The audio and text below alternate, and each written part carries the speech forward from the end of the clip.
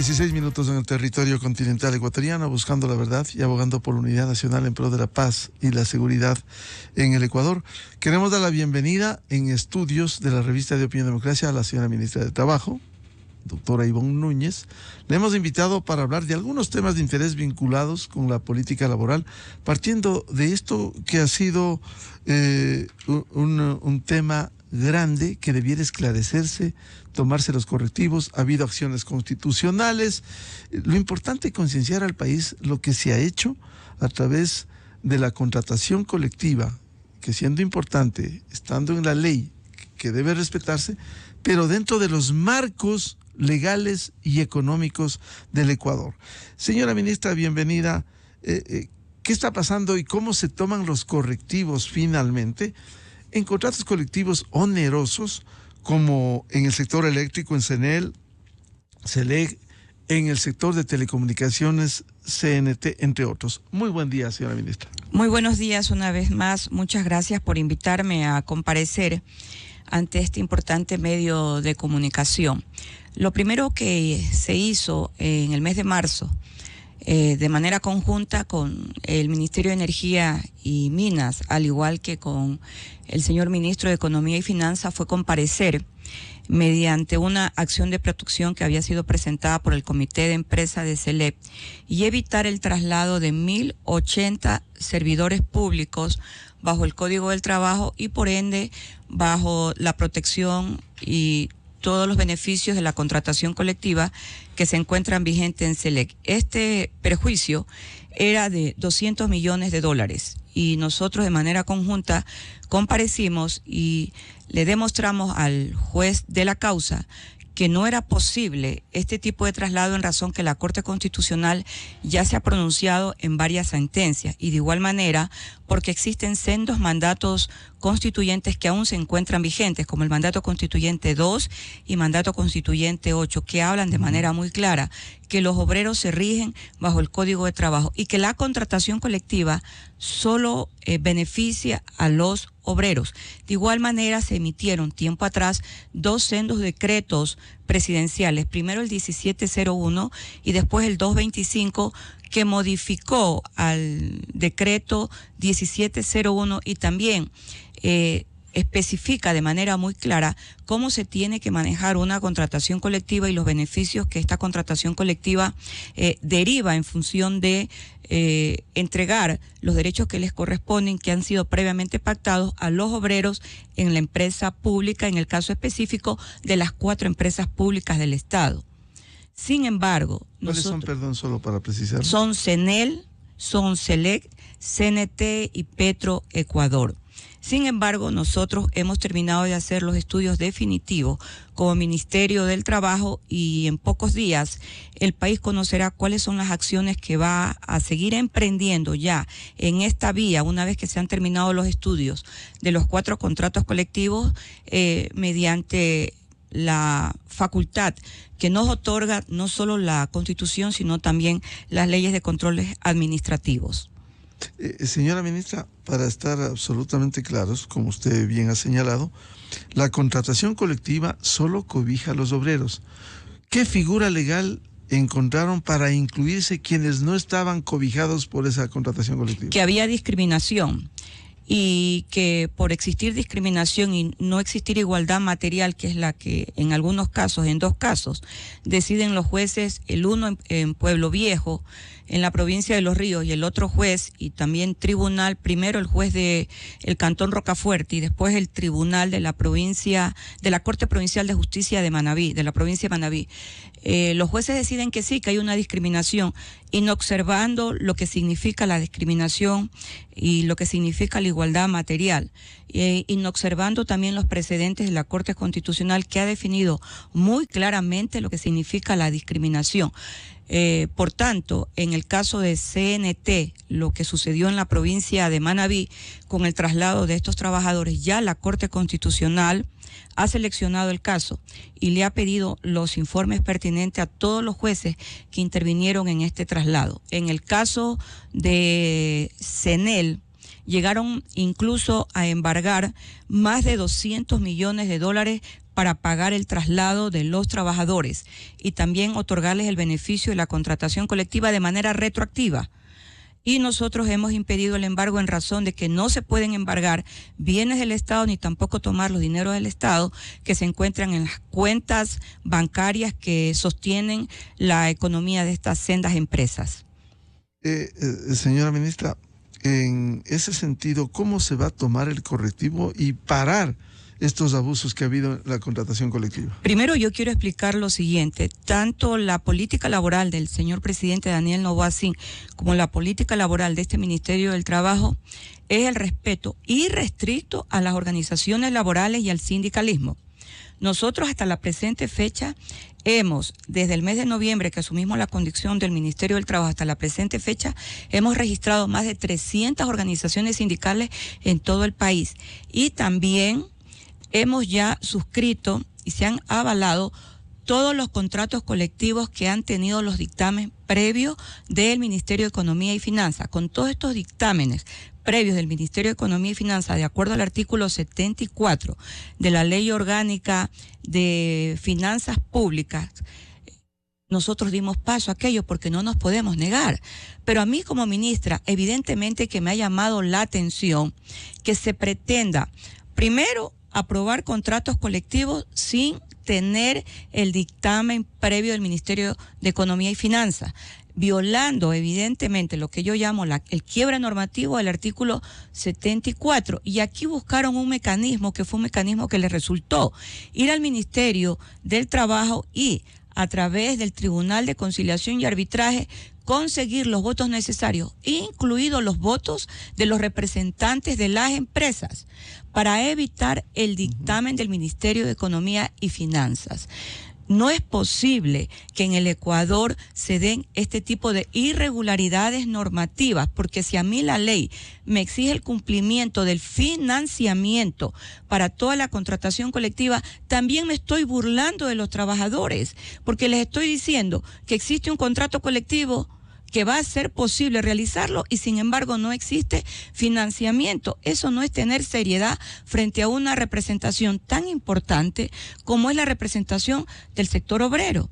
Por tanto, el Ministerio del Trabajo sigue registrando los sindicatos. De hecho, voy a comentar algo. Nosotros hemos firmado ya acta transaccional en la Presidencia de la República porque esta ministra del Trabajo registró el sindicato en la Presidencia de la República y el señor presidente dijo hay que cumplir con la ley.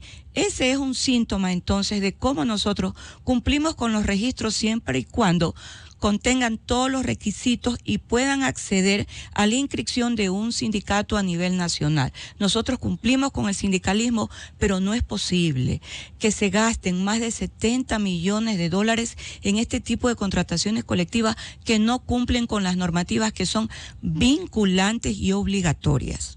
Ministra, si cierto es que hay que respetar la Constitución, la ley, el sindicalismo está consagrado, pero una cosa es reconocer al sindicalismo y otra los abusos.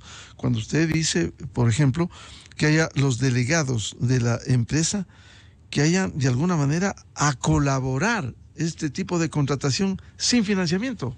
Sí, es correcto. Buscaron el Tribunal de Conciliación y Arbitraje y también buscaron las vías constitucionales. Y sobre vías constitucionales y acción de protección, nosotros sabemos las historias de desastre jurídico en lo que han terminado en dos sendos casos que hoy el Ecuador aún no termina de asimilar cómo el sistema judicial con jueces puntuales, con nombres específicos, terminaron entregando irregularidades normativas y haciendo quiebres normativos a la Constitución de la República y a los sendos precedentes constitucionales emanados por el alto tribunal, que en este caso es la Corte Constitucional del Ecuador. Por cierto, esto se cortará con el mandato popular del 21 de abril, en donde se estableció la creación de jueces especializados en esta materia. Nosotros estamos ya en la etapa de cumplir en pocos días los 60 días que tiene la Asamblea Nacional para entrar ya a las enmiendas constitucionales.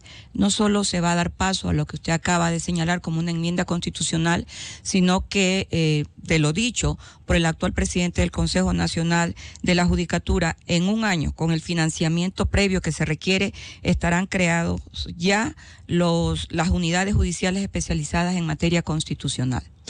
Usted, volviendo al tema de contratación colectiva en empresas públicas, usted ha mencionado específicamente de los 4 sectores: eléctrico, telecomunicaciones y petrolero, CENEL y SELEC. En el caso de las telecomunicaciones, escuchábamos a un dirigente sindical que fue parte de la empresa y que hoy funge de representante de los trabajadores, que entró por la ventana, porque esa es la verdad, por acción de un juez de Quevedo al Consejo Directivo del IES. Él decía que ¿cuál es el problema si se compromete?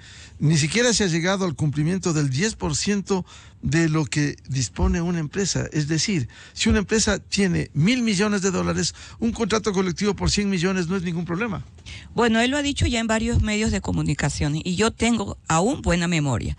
Recuerdo que incluso dijo que no hay ningún problema si el contrato colectivo tiene un costo del 10% del total de la empresa. Es decir, si Petroecuador, cuyo costo es superior a los $5.000 millones, bajo ese concepto, quiere decir que el contrato colectivo va a tener un costo 500 millones. De 500 millones. Entonces, si manejan ese tipo de conceptos, se puede entender cómo se ha venido manejando la contratación colectiva en los casos en que él, en su momento, le tocó estar al frente de las organizaciones sindicales. El señor Richard Gómez ya no pertenece a ninguna de las 4 empresas estratégicas de la economía del Estado.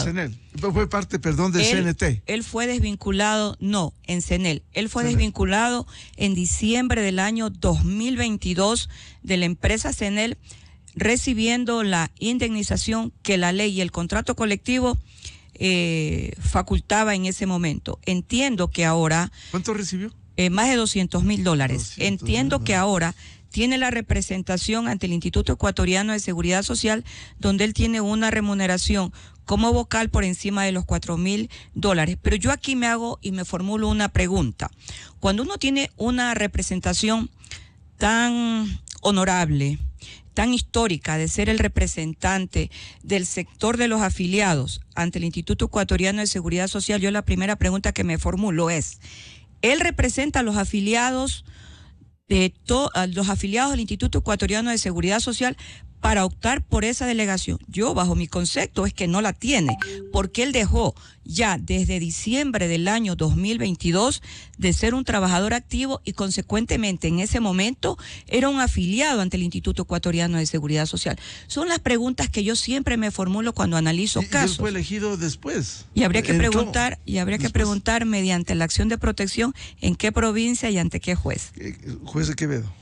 Sí, ¿y en qué provincia? En la provincia donde obtuvieron exactamente el traslado de los trabajadores, en el caso de CENEL, trabajadores del sector público amparados bajo la LOCEP al Código de Trabajo con los beneficios de manera retroactiva del Código de Trabajo. Aquí es donde presentaron ellos, además, una demanda de incumplimiento, porque en el tiempo que ellos querían que se pagaran los $18 millones, en ese momento el gerente de CENEL hizo oposición, y a mí sí me ha llamado muchísimo la atención que el gerente en ese momento de CENEL, quien presenta inicialmente la acción extraordinaria de protección, esto es ya ante el Tribunal de Alzada, ante el Tribunal de Apelación, desistió cuando la ley no permite desistir, salvo el caso, cuando uno está al frente de una empresa del Estado, salvo el caso que exista de por medio un acuerdo de mediación con la Procuraduría General del Estado. El país conocerá en próximos días las acciones a emprender por parte del Ministerio del Trabajo. Es mi responsabilidad como ministra hacerlo, y no es que la ministra esté en contra del sindicalismo de ninguna manera. El sindicalismo no puede caer en este tipo de aberraciones jurídicas. Hay que defender la esencia del sindicalismo, que también es transparencia y es cumplimiento de las normas legales que rigen en el Estado ecuatoriano en los actuales momentos. ¿Y cuál fue el ejecutivo que hizo esto en la provincia de Los Ríos? El ejecutivo de CENEL que nosotros teníamos en ese momento como representación es un ingeniero de apellido Icaza. Que dirigió que él dirigió el proceso en representación de CENEL y desistió de la acción extraordinaria de protección. Sin embargo, esa decisión, tanto de primer nivel como de segundo nivel, por obligatoriedad de la Ley Orgánica de Garantía Jurisdiccional y Control Constitucional, subió para una revisión. Si pasa el examen de revisión en la sala de admisión y es seleccionada. ¿Y en qué estado está eso? Estamos en este estado, en el estado de la selección, pero ya en el caso de CNT, ya la acción fue seleccionada a través de esa vía, a través de escoger un caso que evidentemente llama la atención ante los jueces de la Corte Constitucional y han decidido ellos seleccionar el caso y es exactamente lo mismo, el traslado de los trabajadores de la LOCEP al Código del Trabajo.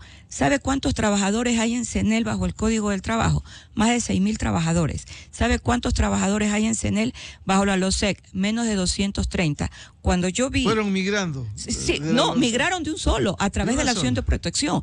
Cuando yo vi esos datos y los verifiqué ya con los respectivos roles, yo hice una aseveración. Esto parece más una fábrica que una empresa pública del Estado. Allí está entonces el síntoma de cuál fue la vía que escogieron a fin de hacer primero el traslado y después todo el beneficio de la contratación colectiva y convertirlos en obreros, un asesor de un directivo de una de estas empresas en la categoría de obrero.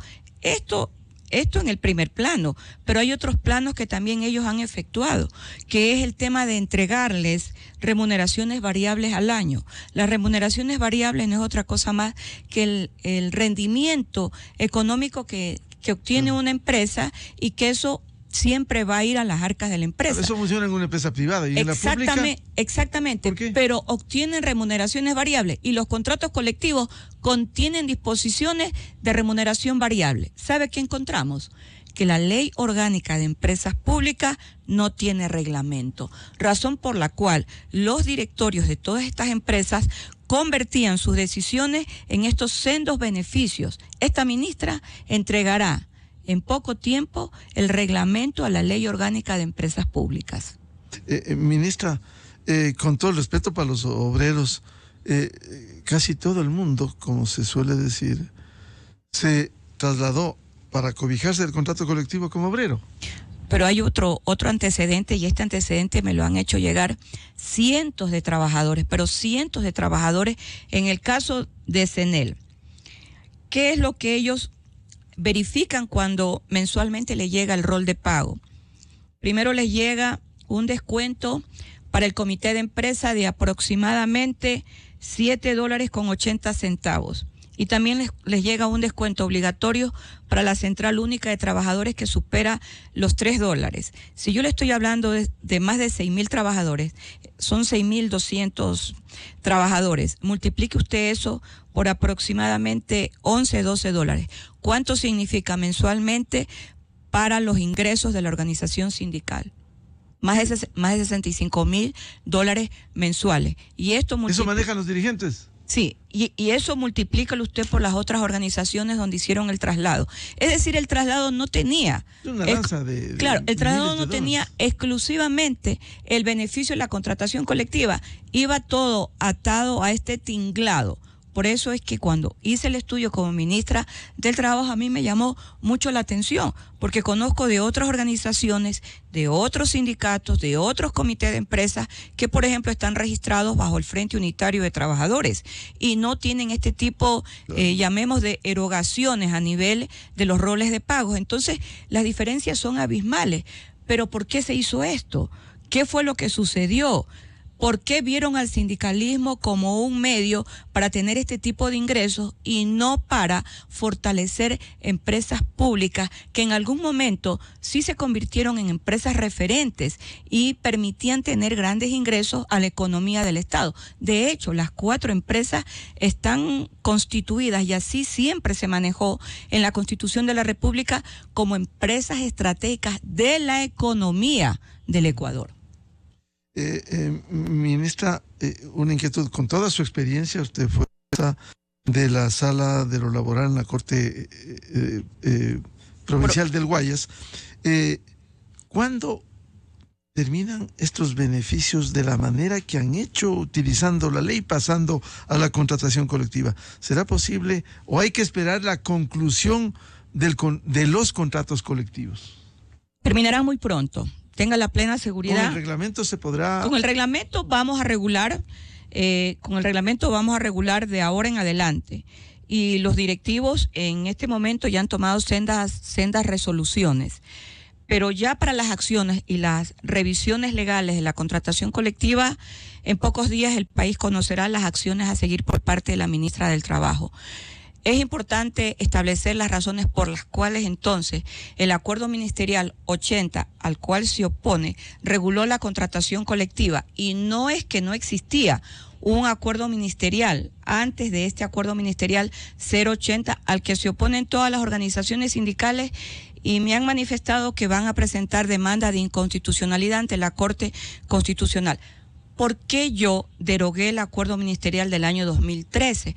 Porque ese acuerdo solamente era un acuerdo de requisitos y no contenían las disposiciones normativas que regulan la contratación colectiva.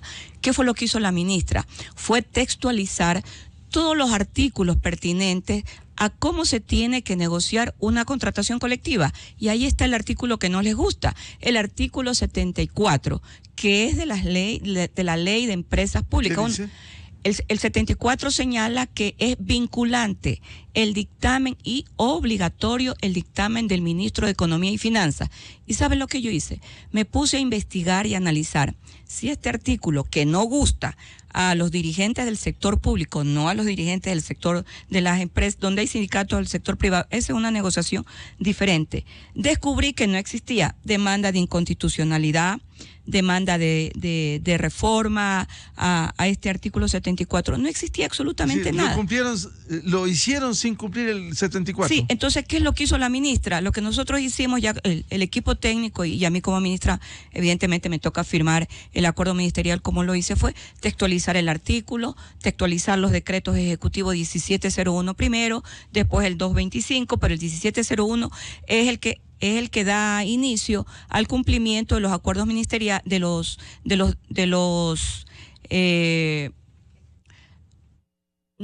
que se hizo en la Asamblea Nacional, que se llama los famosos el 2 y el 8, que son los mandatos constituyentes del 2 y 8. Que todos los mandatos constituyentes están vigentes, a excepción de una modificación que se hizo al mandato constituyente 8 para liquidar sobre la remuneración, sobre el salario básico unificado del año 2015 para aquellos que optan por la renuncia voluntaria. Solo ese mandato el mandato constituyente 2 ha tenido una reforma, de ahí todos los mandatos constituyentes están vigentes. Entonces, ¿qué es lo que contiene el acuerdo ministerial 80?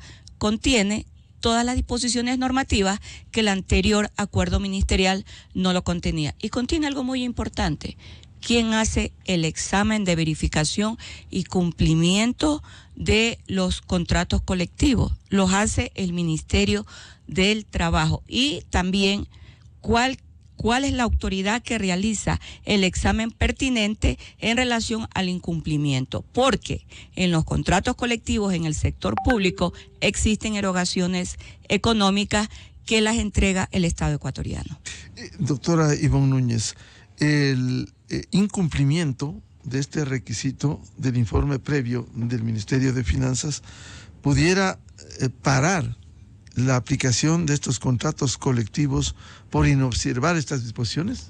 Lo dice el mandato constituyente, lo dice la Ley Orgánica de Empresas Públicas, artículo 26, serán declarados nulos. Así lo dice. Los contratos colectivos que no cumplan con estos requisitos serán declarados nulos. Y así lo textualicé en el mandato constituyente, en el acuerdo ministerial 80.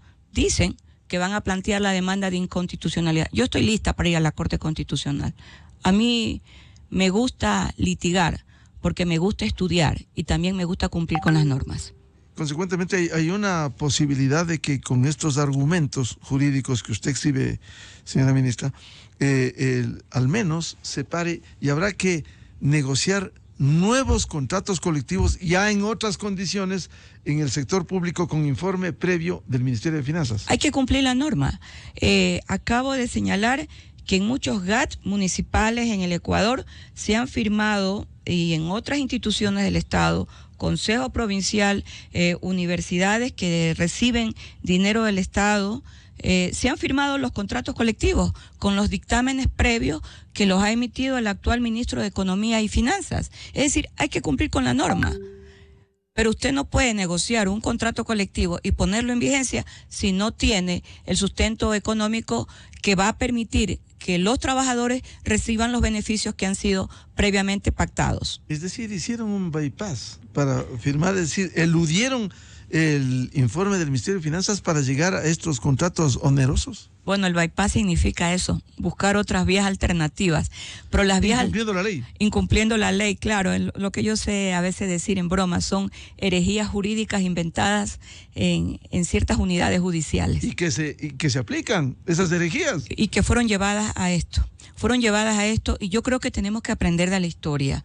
Nos guste o no nos guste, tenemos que aprender de la historia, porque el que no conoce la historia está condenado a repetirla. Pero ahí están los sendos casos que hoy se encuentran siendo sustanciados en la Corte Nacional de Justicia, justamente para bypassear a través de las acciones de protección. Es una lástima que esto haya sucedido, porque la acción de protección está concebida como una de las mejores garantías jurisdiccionales, al igual que el habeas corpus está concebido de esa manera en la Constitución de la República. Bien planteado, y no abusando de eso. Bueno, hubo una etapa que fue durante 10 años que no se pudieron realizar este tipo, sobre todo las acciones de protección, pero después hubo ya una puerta abierta y cada uno comenzó a hacer las interpretaciones. Para hacer lo que comenzaron a hacer interpretaciones a su modo, inobservando los precedentes de la Corte Constitucional, y yo diría algo más, inobservando las mismas normas que plantea la Constitución de la República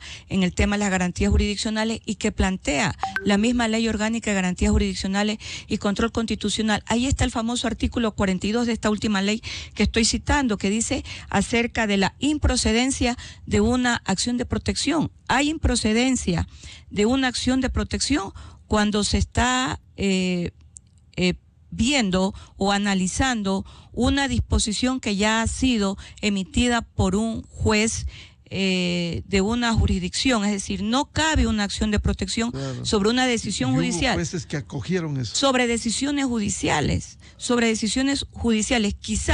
Quizás, digo yo, la que más se ha respetado en relación a este artículo 42 es aquella en la que no cabe una acción de protección cuando se trata de una decisión del contencioso electoral.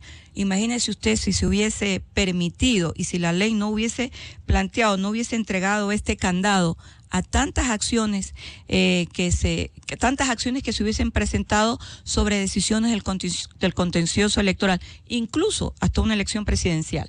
Claro, este tipo de jueces cayeron, se puede presumir, en un error inexcusable, y de acuerdo al Código Orgánico de la Función Judicial, artículo 109, eso es para destitución. Hay muchos que ya han sido destituidos por la misma Corte, que han sido destituidos por la Corte Constitucional, y la Corte ha solicitado ya, se lo pidió al Consejo de la Judicatura, que por prevaricato sean enviados a la Fiscalía, y hay jueces que ya han sido llamados a juicios por este tipo de hechos, sí. Nos ha hablado de estos contratos, especialmente el sector eléctrico y telecomunicaciones, y el sector petrolero. Ilústrenos, ministra. En el sector petrolero hay un conflicto laboral de dos sindicatos. En algún momento ese conflicto laboral se tendrá que solucionar, porque fueron mediante una acción de protección para que registre una directiva. Esta directiva fue registrada, pero en apelación los jueces decidieron que el Ministerio de Trabajo ya no registre esa directiva. Eso sucedió el año pasado, pero la otra directiva pujante a esta directiva que primero se registró tiene un plazo que le dio un juez en Esmeraldas para que convoque elecciones en 8 meses. Creo que están transcurriendo los 8 meses. Este último dirigente, el que al que el juez de Esmeralda le dio los 8 meses para que convoque a elecciones, se encuentra en funciones prorrogadas. Allí existe un contrato colectivo, pero el contrato colectivo carece, llamémoslo así, de todas estas cosas que han sucedido en los otros contratos colectivos. Entonces habrá que esperar días, semanas para enfrentar y dar buenas noticias sobre esta onerosa contratación colectiva en el sector público. Sí, hay que esperar pocos días y lo más importante, creo que nosotros finalmente en el Ecuador comenzamos a tener lo que esta ministra dice un poco siempre, más cultura laboral, para entender cómo se manejan los dineros de los ecuatorianos en el ámbito de las negociaciones colectivas. Yo le quiero decir que a mí me gusta hablar mucho del tema de los derechos de los trabajadores, porque es esencial. Las negociaciones, los contratos colectivos, no solo en el sector público, también en el sector privado. Este ministerio la semana pasada emitió la resolución 44, no acuerdo ministerial, la resolución 44 donde mejoramos para todos los policías metropolitanos del país, para todos los GATS donde trabajan los policías metropolitanos, hemos mejorado sus remuneraciones. El que puede llegar a la más alta remuneración como policía metropolitano va a ganar más allá de $2,000. Y les hemos dado un plazo interesante de 15 meses a fin de que obtengan su título de bachiller y vayan mejorando sus remuneraciones que van desde los $600 hacia más arriba y van a llegar a más de $2,000. Este trabajo fue coordinado con la señora ministra del Interior, la doctora Mónica Palencia, a pedido de ellos. Y ya en este mes también todos los policías del Ecuador activos tienen mejorado su rancho. Ellos ganaban menos de $90. Ahora van a ganar $198 porque en el estimativo el señor presidente dispuso en el decreto, dispuso 2 cosas. Primero, que el rancho se lo comience a ganar mejorado a partir del mes de junio. Y segundo, que el rancho sea una fórmula matemática equivalente al 25% de la canasta básica familiar. Y nosotros cogimos... Es decir, se mueve la canasta básica, sube el No, rancho. nosotros congelamos con la canasta básica familiar del mes de febrero de este año, que es la que tuvo el pico más alto. Y allí llegamos nosotros con el cálculo a los $198. Es decir, el Ministerio de Trabajo, de la mano de la ministra del Interior y bajo liderazgo del señor presidente Daniel Noboa, seguimos impulsando política laboral que favorezca no solo a un sector de trabajadores, que en este caso es el sector de los trabajadores de las empresas públicas del Estado, donde no se ha despedido a ningún trabajador, sino a todos los trabajadores en general del país. Y ahí está la muestra. La muestra está los policías nacionales y la muestra está con los policías metropolitanos. Señora ministra, quisiera plantearle otro tema que siempre está en análisis en el país, la generación de fuentes de empleo. Por cierto, el mayor generador de fuentes de empleo es el sector privado, para lo cual se pide seguridad jurídica, seguridad laboral. En ese sentido, el diario Expreso publica: las empresas del país prefieren contratar por no más de 2 años. Se habla del contrato laboral emergente. ¿Qué es este? Me gusta su pregunta. El tema del contrato emergente nació con la ley de solidaridad, esta ley que fue creada en el momento en que nosotros estábamos en la etapa de COVID, para que las empresas volvieran a recontratar. Y el año pasado, un sector de legisladores en la Asamblea anterior, en la Asamblea Nacional, plantearon la derogatoria ya de esta ley, porque ya no tiene razón de ser. Esta ley contiene el contrato emergente y el entonces presidente de ese momento, el señor Guillermo Lasso, la vetó. Entonces, entiendo que ya ha transcurrido el año. Yo he hablado ya con algunos legisladores. Claro, sí. Entonces, yo he hablado con algunos legisladores que planteen ya, al haber transcurrido más del tiempo que señala la ley, que se plantee ya ahora sí la derogatoria de esta ley, y que es la ley de apoyo humanitario, y por ende va a entrarse a derogar el contrato emergente. Yo como ministra no puedo derogar este tipo de contratación porque está dentro de una ley que está vigente, pero yo lo he planteado. Sobre el incremento laboral, nosotros seguimos trabajando con mayor empleabilidad. Hace 2 días se suscribió con la empresa que es un holding internacional, Arca Continental. Se firmó un acuerdo interinstitucional y nos van a entregar 600 puestos de trabajo. ¿En qué área? En las empresas que ellos tienen, que es la empresa Tony, la empresa Coca-Cola y también la empresa de los helados Toxi. Nosotros estuvimos ya en las distintas plantas, de hecho están ya contratando a jóvenes comprendidos entre los 18 y 29 años de edad, que esta es la ley de los jóvenes, pero estamos ampliando el marco de acción y estamos pidiendo también que se les dé trabajo a aquellas personas que superan los 30 años de edad para que sea un conjunto de empleabilidad. Y estamos impulsando la ley de economía violeta para que se incorporen también a más mujeres, en razón de que estamos dentro del plazo de los 6 meses que el ministerio planteó en el acuerdo ministerial del mes de enero que se suscribió, para que cumplan con los planes de igualdad que terminan. Esta primera fase termina ahora en el mes de julio, para que en el mes de agosto se entreguen los primeros sellos de igualdad. Nosotros ya presentamos el sello de igualdad al país. El señor presidente entregará los primeros certificados de sello de igualdad, que no es otra cosa más que el reconocimiento de la incorporación de mujeres al sector productivo.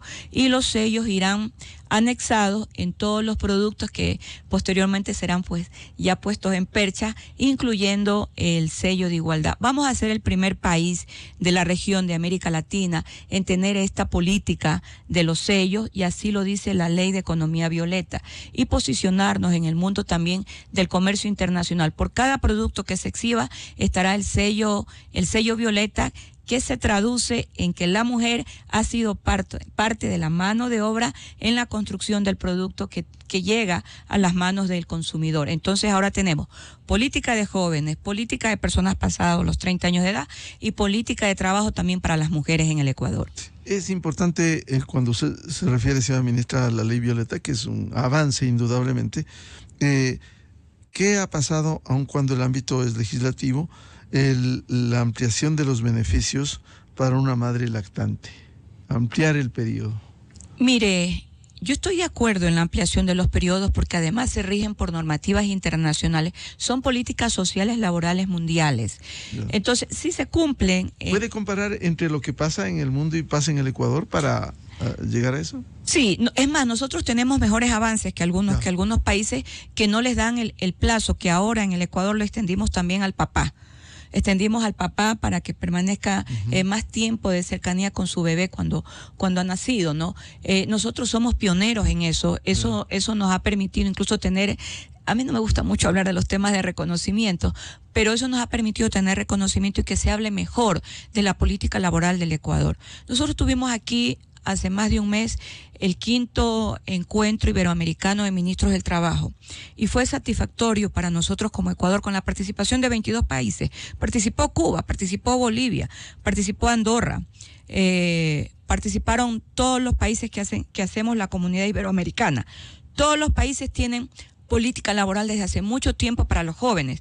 Nosotros por primera vez entregábamos en conocimiento a ellos lo que significa la ley del empleo de jóvenes, porque en el Ecuador antes no había esta política marcada para los jóvenes. Entonces fue motivo de satisfacción entregarles a todos ellos la ley de la política de empleo de jóvenes, pero sobre todo el tema de los incentivos tributarios, que en muchos países, por ejemplo, aquí estoy haciendo una comparación, en muchos países no tienen el incentivo tributario que, llamémoslo así, es el imán, pero también es un riesgo, ¿no? Porque de los tributos también se alimenta la economía del Ecuador.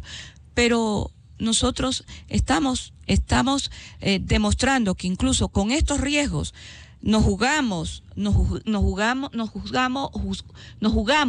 el hecho de la política de la empleabilidad, que además es una política pública y está dentro de la Constitución de la República. La próxima semana tenemos el encuentro binacional Ecuador-Perú, y los planteamientos del Ministerio del Trabajo con política laboral en conjunto ha sido ya aprobada por el Ministerio del Trabajo de Perú. Vamos caminando de la mano, nos vamos intercomunicando, pero también vamos trasladando las distintas experiencias que vamos teniendo. Por ejemplo, en Perú la legislación es extremadamente puntual y tiene mejores beneficios, yo diría, en relación al contrato colectivo. en relación también a la legislación laboral. Nosotros tenemos dos tipos de jubilación. En Perú no hay dos tipos de jubilación en materia laboral. Pero vamos intercambiando. Sí, no la tienen ellos, pero vamos intercambiando experiencia. También en el tema procesal, lo que ya son los juicios, ellos tienen otras formas de regular, nosotros tenemos formas diferentes. Yo diría incluso que las nuestras son demasiadas largas, aunque el Código Orgánico General de Proceso establece el juicio oral y también establece la resolución durante máximo 10 días, la resolución por escrito. Pero ya al concepto de la aplicación de derecho, al concepto de la aplicación de soluciones de casos, ellos mantienen, diría yo, mejores ventajas. Pero vamos de a poco construyendo el derecho laboral. Claro, Perú tiene una sólida institucionalidad. Desde hace muchísimos años. Central y otros. Sí, tienen muchísimos años y no tienen tantas modificaciones o tantas reformas al código de trabajo. A mí me ha llamado mucho la atención que se plantee en el Ecuador una ley específica que fue presentada por un exministro del Trabajo y que ahora es legislador por la provincia de La Suay. Él ha presentado una ley orgánica para regular el teletrabajo. A mí me parece que entonces yo mañana voy a presentar una ley orgánica para regular el contrato de obra cierta, o voy a presentar una ley orgánica para regular el contrato a plazo fijo, y así sucesivamente. Yo creo que estos excesos no le hacen bien al país, sobre todo me refiero en materia laboral, porque entramos a un tinglado de criterios y ahí están.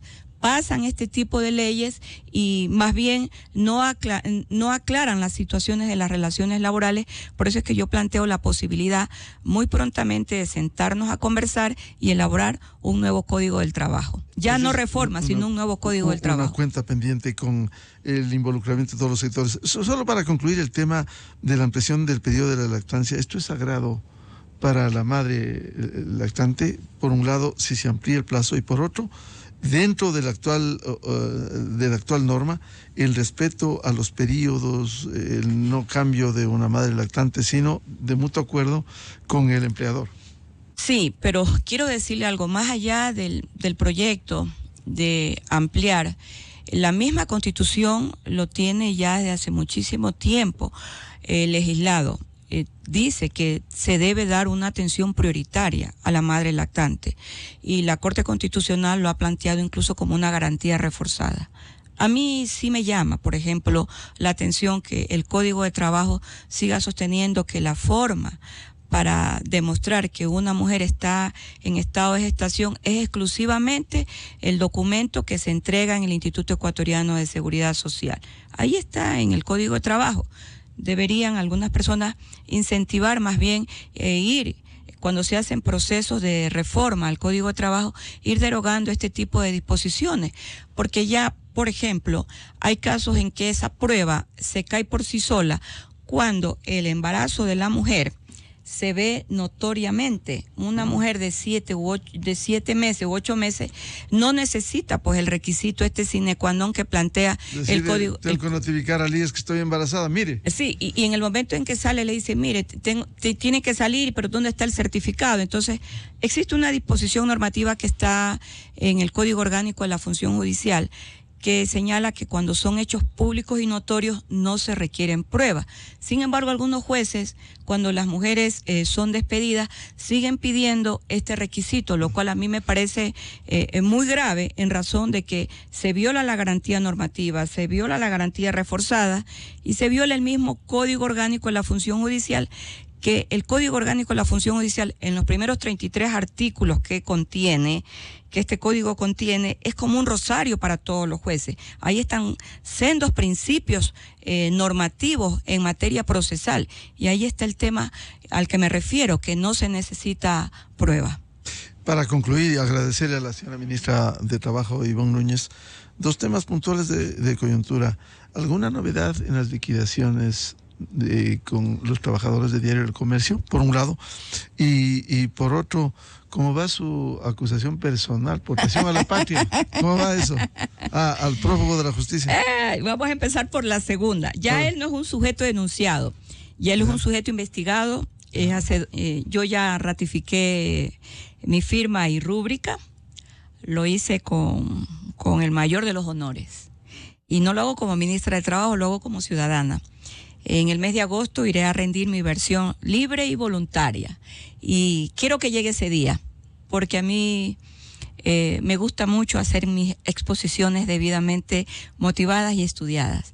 Y ahí el país conocerá mi versión libre y voluntaria. Después le tocará a él, como sujeto ya en este momento investigado, también rendir su versión libre y voluntaria. Y así vamos avanzando en esta indagación previa, como se denomina en esta fase. Respecto a las liquidaciones, pues en el caso de cervecería se han liquidado más de 43 millones de dólares. Tenemos plazo. ¿Se pagó todo eso? Sí, tenemos plazo hasta el día 8 de octubre para pagar las liquidaciones que están pendientes. Se remitieron todos los informes tanto a la Corte Constitucional como al Tribunal Contencioso Administrativo de la ciudad de Guayaquil, y en pocas semanas vamos a comenzar a pagar liquidaciones a personas que optaron por la renuncia voluntaria para acogerse a la jubilación.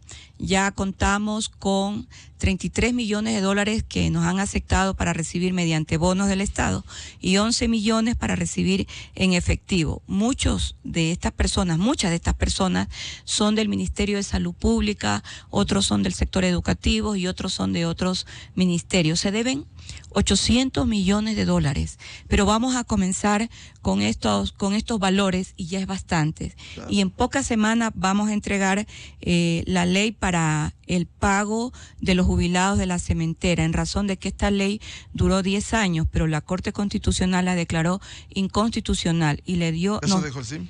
Sí, nos dio la tarea a 3 instituciones para que elaboráramos la ley, a la Presidencia de la República, al Instituto Ecuatoriano de Seguridad Social y al Ministerio del Trabajo. Estamos terminando de afinar el tema del cálculo, porque se va a proteger a quienes debió haber protegido esta ley que estuvo vigente 10 años. Entonces estamos trabajando en este proyecto de ley que vamos a presentarlo al Legislativo. ¿Y el caso de los trabajadores de Diario El Comercio? En el caso de los trabajadores, ellos ya empezaron con la primera fase.